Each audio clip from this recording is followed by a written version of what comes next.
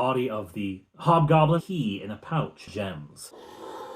Dagger rolls. One swing. Yeah, you could take the catapult, but I will be at the back. 4 ogres at a Tim Hortons. Web over 1 exit. Run!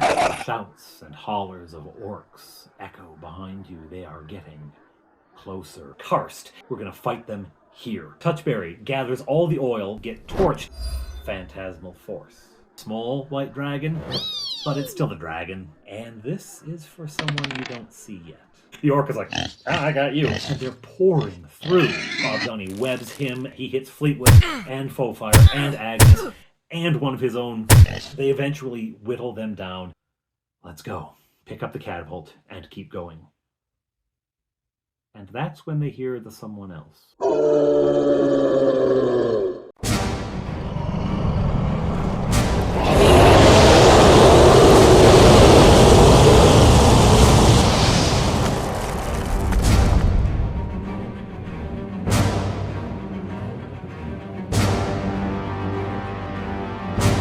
Remember I said that someone else made their saving throw? I rolled the saving throw for someone else. Well, that person made their saving throw. Person's not the right term. Ogre.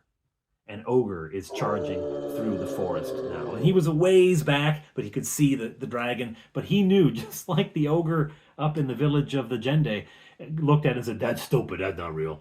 This ogre, stupid as he is, realizes that that's not real. And he's pursuing. He bursts in with a couple of orcs flanking him. Uh-oh, let's go! The chase is on again. Now, the PCs do have a bit of a lead. They're a ways away, right? They saw him break in to the karst area behind them. They're charging in, dodging in among the rocks. And I just say, okay, move the forest off the map. Move more rocks up here, you know. Foefire is keeping an eye over the shoulder. Like she's going to guard the rear. Because, again, she has the most hit points of the PCs. She's watching the escape. And she's looking over, and I say, okay. The ogre stops suddenly. He stops suddenly, and the orcs beside him stop, and they retreat a few steps. They look afraid. What? Stop. Why are the orcs afraid? Why is the ogre afraid? And then I put out on the board some more terrain. More rock features, but these are wrapped in spider webs. And huge spiders crawl across them. Oh, remember as they're on their way in, they had encountered a hollow area where there was some spiders and they decided to skirt around it. Well, that hollow eventually led down to this karst area. And there's a spider presence here. Okay, well, they don't want to come here. Something bad is here. What are we going to do? Are we going to fight them, or are we going to keep running in? We can't keep running in. There's something that scares an ogre.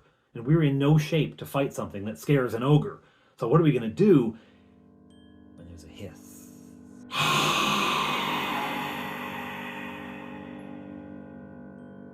What was that? They turn.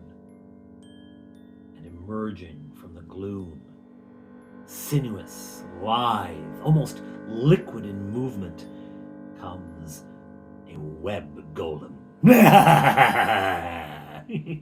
This is something that Dirty Basement Terrain made, and again, I had the toys. I'm going to play with them before the con. A web golem. Towering figure of fear. Horrible-looking spider eyes and claws, and it's just a nightmare. Honestly, for such a decent stand-up, nice guy, Lawrence has got a twisted imagination, because that thing, that is freaky. Now, just in terms of scale, it's something like this. Okay? They're not fighting that. Like, nope. Nope. What are you going to do? What are you going to do? Well, let's run. Okay. You're going to run. Remember, you're carrying a catapult. And this thing is moving at least human speed. At least human speed. You want us to drop the catapult. I don't want you to do anything. I'm just telling you. I'm just telling you. We're keeping the catapult. Okay. They begin to run, but they can't go fast. And what happens? A line of web thrown by this web golem. I had found somewhere online, someone had designed stats for a web golem, and they could throw. I think they had them spitting web. I've got them throwing web, and then you can yank back on it, right? He can also fire webs out like the web spell, but he can also throw out a line and then haul people back in to attack with claws and bite and things like that. So, okay, who does he get? Well, he's shooting at Bob Johnny. Is he going to get Bob Johnny? Now remember, this is not an attack for damage, so if it hits his armor, it's going to get him, right? It doesn't have to get through the armor. So he's effectively has an armor class of 9 for this attack, right? Because he doesn't have any dex bonus. So, oh yeah. The web sticks to Bob Johnny, and you feel a tug. The creature is going to pull you in to eat you. So his comrades, the other PCs, Fleetwood, Faux-Flyer, Touchberry, start hacking at the web, right? I give it 20 hit points, okay? And it's really only a 12 to hit it, but they roll abysmally. They're missing. I'm like, Bob Johnny is yanked, 20 feet toward the creature. Run, help him. They're scooting up there to chop. Meanwhile, Agnes is a blunt weapon. No use there cutting anything. She says, the ogre's laughing at us. And that's the ogre is pointing and laughing because he's thrilled, right? Eventually they do. In the next round, they hack through. Bob Johnny's also resisting against this creature, pulling back so you can't yank him in one go. They finally do hack through the web and they take off running. Well, where are you going to run to? Well, we'll run sort of around the ogre. Well, we'll see how that works. Okay, as they go, of course, the ogre moves over to intercept them. Fleetwood is at the front of it, says, I've gotta go in. And he goes up against this ogre. The ogre swings his huge club and makes connection. Boom! Oh. Now Fleetwood is at 6 hit points, I believe. 6 or 7 hit points. It was pretty dire, right? And we can't do this. And they actually use the S word. We should surrender to the orcs. We've got to surrender. We've got no option. They have never been this desperate in a situation. Even when they were really technically in more danger, they have never felt this trapped. They were like, what are we going to do? Right? So they talk and surrender. Then finally they say no. Drop the catapult. Run. And they do point out we still have the pins for the catapult that hold everything together. We still have that, so, that's something. And they take off running. They just take off running, and they're fast enough. The ogre is not as fast as they are, and by this point, the web golem is on their tail and actually shoots out and grabs onto Touchberry. And starts pulling Touchberry in. This time, they go to hack him free, and they have more success early on. It doesn't take them 2 rounds to get him out. They hack him out and hack the web apart in 1 round.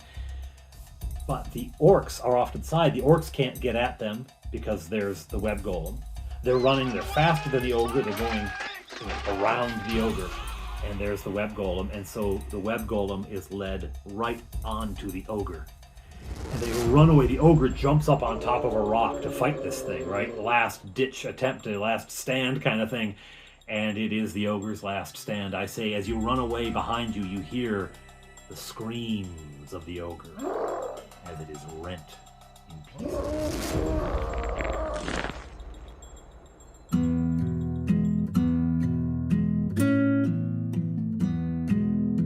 They keep running.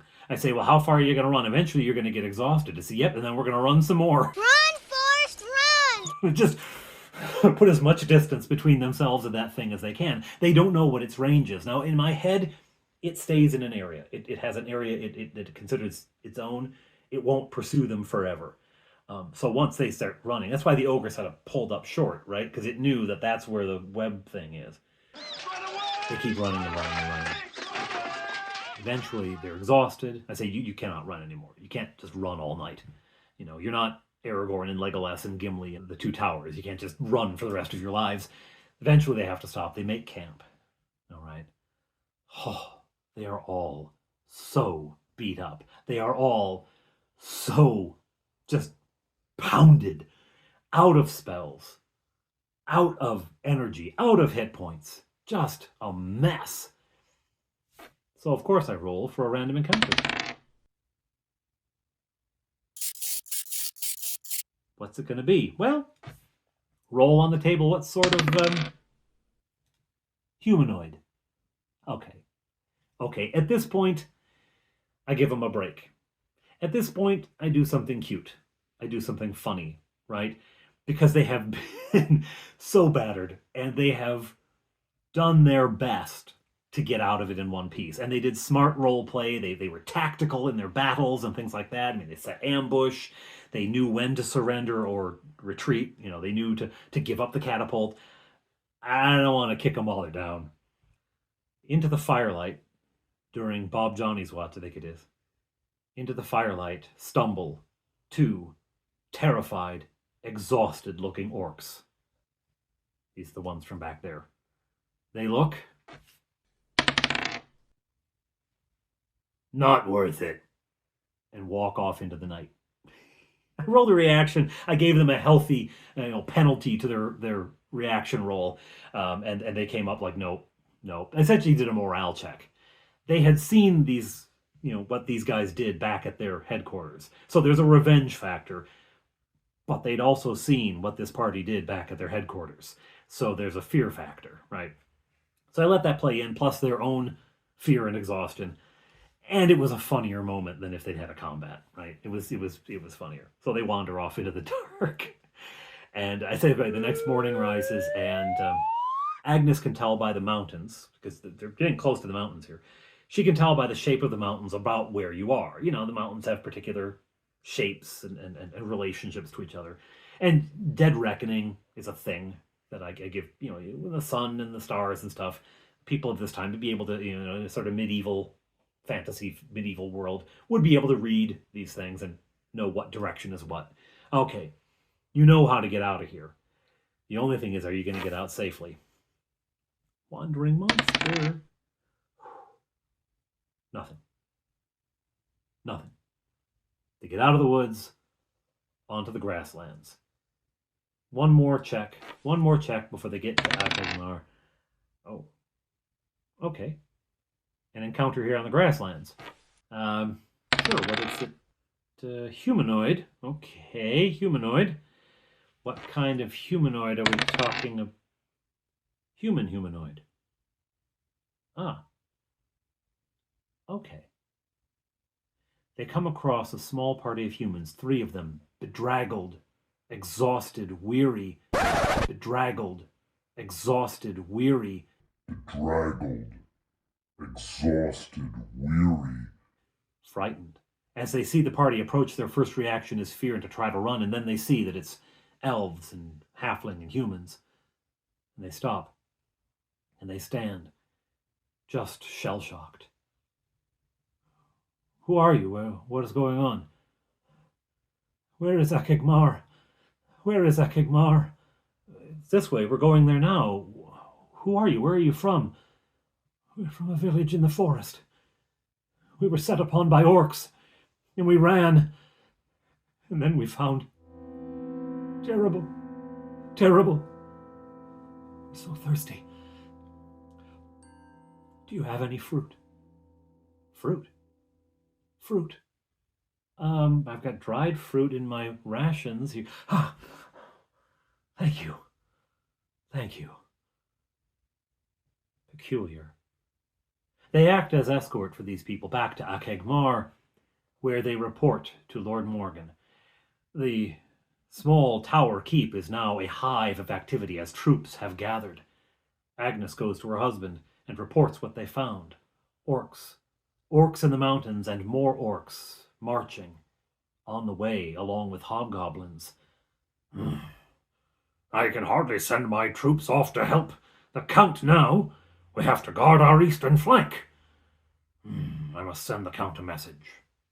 The PCs have a time to rest, as all around them the tower keep buzzes with activity and preparations for war.